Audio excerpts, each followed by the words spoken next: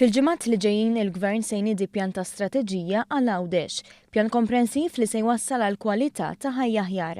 Ħabar dan id-Deputat Prim Ministru Lewis Grech waqt l-aħħar laqgħa minn sensiela ta' Gvern li jisma' li saret fiċ-Ċittadella.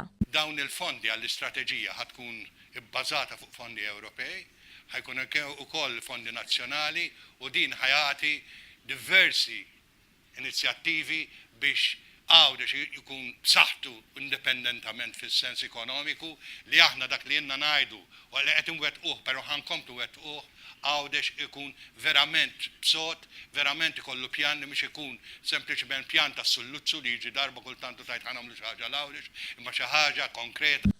Id-Deputat Prim Ministru tkellem ukoll dwar il-prijoritajiet tal-Presidenza Maltija u rimarka li żmien li Malta għandha tmum tal-istess Presidenza tal-Kunsill tal-Unjoni Ewropea, id-dinja għaddejja minn taqlib kbir.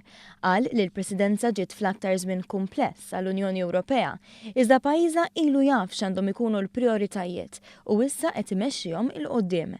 Lewis Grech tkellem dwar diversi riformi li tieħdu lokalment fl-aħħar 4 snin li waslu biex il-Gvern wettaq 80% tal-manifesti elettorali li abbażi tiegħu 4 snin ilu ġie elett. Daw ir-riformi rridu nkomplu ma aħna nemnu li l-futur tagħna dak li stabbilejna fil-passat f'daw l-4 snin qed niddefinixxu l-futur, qed niddefinixxu futur li jkun ħafna ħjar għal ġenerazzjonijiet tal-qudiem.